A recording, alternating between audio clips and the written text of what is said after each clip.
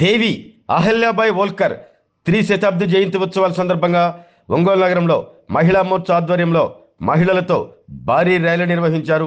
Babuji market complex వద్ద ప్రారంభమైన rally Addanki bus stand, RTC bus stand, Lambadi డొంక, అంజీ రోడ్డు మీదుగా ఏకేవీకే కాలేజీ వరకు సాగింది. ఈ సందర్భంగా బీజేపీ రాష్ట్ర ప్రధాన కార్యదర్శి బిట్రా శివనారాయణ మాట్లాడుతూ భారతదేశ ఔన్నత్యాన్ని, హైందవ ధర్మాన్ని కాపాడిన వారిలో దేవి అహల్యాబాయి హోల్కర్ ఒకరన్నారు. ఆమెకు చిన్న వయసులోనే పెళ్లి జరిగిన ఆమె అత్తమామ ఆమెను ఒక యోధురాలుగా తయారు చేశారన్నారు. భర్తను కోల్పోయి రాజ్యాన్ని పరిపాలించే సమయంలో మహిళా సమానత్వం కోసం ఎంతగానో కృషి చేశారన్నారు. అన్ని మతాలకు సమాన హక్కులు కల్పించి భారతీయ ఔన్నత్యాన్ని దేవి అహల్యాబాయి హోల్కర్ కాపాడారంటూ గుర్తు చేశారు. ఈ కార్యక్రమంలో బీజేపీ రాష్ట్ర కార్యదర్శి రాజేశ్వరి, జిల్లా అధ్యక్షుడు సెగ్గం శ్రీనివాసరావు, ప్రధాన కార్యదర్శి శివాజీ, మాజీ అధ్యక్షుడు శివారెడ్డి, కార్యక్రమం కన్వీనర్ రమాదేవి, కో కన్వీనర్ ఆశారావు తదితరులు పాల్గొన్నారు.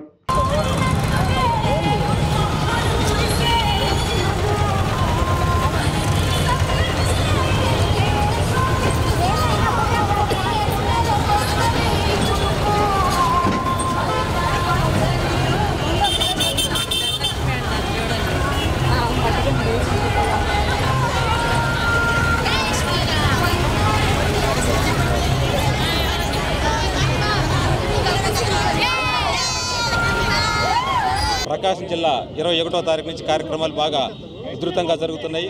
మన జిల్లా కన్వీనరు జల్లిమూడి రమాదేవి గారు, అలానే కో కన్వీనరు ఆశారావు గారి ద్వారా కార్యక్రమాలు చాలా బాగా జరుగుతున్నాయి. వాళ్ళని ఈ సందర్భంగా అభినందిస్తూ ఉన్నాను. అలానే మన సమాజంలో ఉన్నటువంటి మహిళలు ఎవరైతే ఉన్నారో వారికి ఆదర్శప్రాయంగా నిలుస్తున్నటువంటి అహల్యాబాయి గారు వారు చాలా పరిపాలన బాగా సాగించారు.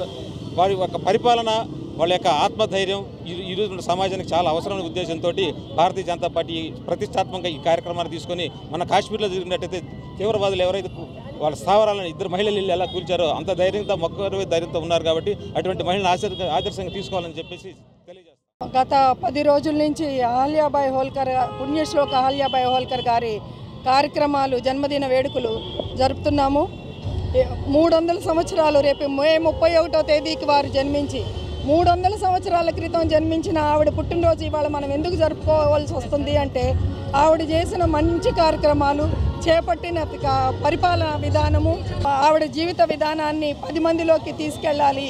ఇలాంటి పుణ్యమూర్తులు దేశ పరిపాలనా విధానం, ప్రజల సంక్షేమమే తన శ్రేయస్సుగా మలుచుకొని పరిపాలన చేసినటువంటి విధానాన్ని గమనించి ఆవిడ జీవిత చరిత్రాన్ని ప్రజల్లోకి తీసుకెళ్ళమని చెప్పి మాకు కేంద్రం నుంచి నరేంద్ర మోదీ గారు, రాష్ట్రం నుంచి పురంధేశ్వర్ గారు ఆదేశాల మేరకు జిల్లా కన్వీనర్గా నన్ను, కో కన్వీనర్గా ఆశారావు గారిని నియమించడం జరిగింది.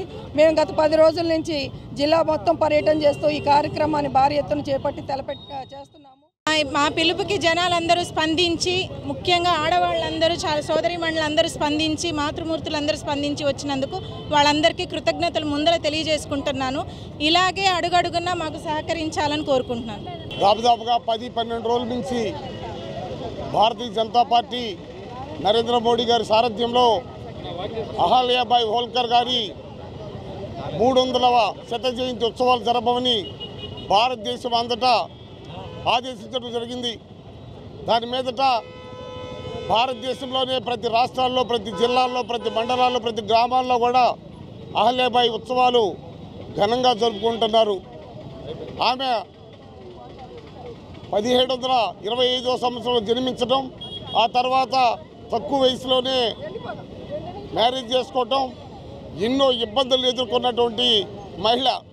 అలాంటి సందర్భంగా ఆమె ఎన్నో కష్ట నష్టాలను వచ్చి ఆమె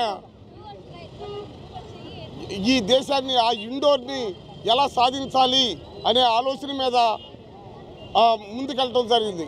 ఈ వ్యవసాయ భూములు కానీ, అలాగే జల వనరులు కానీ, అలాగే దాదాపు 30 సంవత్సరాలు పరిపాలిస్తే, అంత కష్ట నష్టాల్లో 30 సంవత్సరాలు పరిపాలిస్తే సస్యశ్యామలుగా పరిపాలించడం జరిగింది. భారతదేశ హైందవ ధర్మాన్ని కాపాడిన మన చరిత్రకారుల, భారతదేశం మర్చిపోయినటువంటి వాళ్ళని ఈ రోజున మనం గుర్తు చేసుకుంటున్నాం. మహారాణి గారు, ఆమె అతి చిన్న వయసులోనే పెళ్లి జరిగినా కూడా వాళ్ళ అత్తా మామ ఒక యోధురాల్లాగా తయారు చేశారు. వెంటనే భర్తను కోల్పోవటం, ఒక రాజ్యాన్ని పరిపాలించిన సమయంలో కూడా మహిళా సమానత్వం, అలాగే అన్ని మతాలకు సమాన హక్కులు, అలాగే భారతదేశ ఔన్నత్యాన్ని కాపాడుతూ మన ఈ మహారాణి గారు హోల్కర్ గారు చేసినటువంటి అద్భుతమైన విషయాన్ని ప్రజలకు తెలియజేసి ఈరోజు నరేంద్ర మోదీ గారు కూడా అదే విధానం, మహిళా సాధికారత కావచ్చు, దేశ రక్షణ విషయంలో కావచ్చు, అలాగే అన్ని కులాలకు మతాలకు ఎటువంటి భేదాలు లేకుండా సంక్షేమ పథకాలు అమలు చేయడం కావచ్చు, అవన్నీ కూడా గత చారిత్రాత్మకమైనటువంటి అనేక విషయాలు తీసుకొని ఈరోజు నరేంద్ర మోదీ గారు అమలు చేస్తున్నారు. కాబట్టి అవన్నీ ప్రజలకు తెలియచేయడానికి ఈ రోజున 300వ జయంతి రేపు మే 31వ తారీఖున రాబోతుంది. దాన్ని ప్రజలకు పరిచయం చేయాలి. ఎందుకంటే మనం చరిత్రలో కావచ్చు, చదువుకులో కావచ్చు, అంత నిజమైన చరిత్రను మనం చూడలేదు. మనల్ని ఎవరైతే బాధ పెట్టారో, మనల్ని ఎవరైతే బానిసలుగా చూశారో అటువంటి వారి చరిత్రను మనం చదువుకున్నాం. నిజంగా భారతదేశ ఔన్నత్యాన్ని కాపాడిన ఇటువంటి మహనీయుల చరిత్రను ప్రజలకు తెలియచేయాలనే దాని మీద ఈ రోజున మేము కార్యక్రమాన్ని తీసుకున్నాం. ఒక ర్యాలీ చేసిన తర్వాత మనం దీని గురించి ఆరోగ్యమే మహాభాగ్యం అంటారు. కానీ ఆరోగ్యాన్ని నమ్మకంగా కాపాడే స్థానం ఎక్కడ? ఇది ఒంగోలులో మీకు దగ్గరగా మన Venkataramana nursing home private limited, caring your life 54 ఏళ్ల విశ్వాసంతో ఇది ఒక హాస్పిటల్ కాదు, ఇది ఒక విశ్వాసం. 3 తరాలుగా వేలాది కుటుంబాలను ఆరోగ్యంగా నిలిపిన ఆదరణ.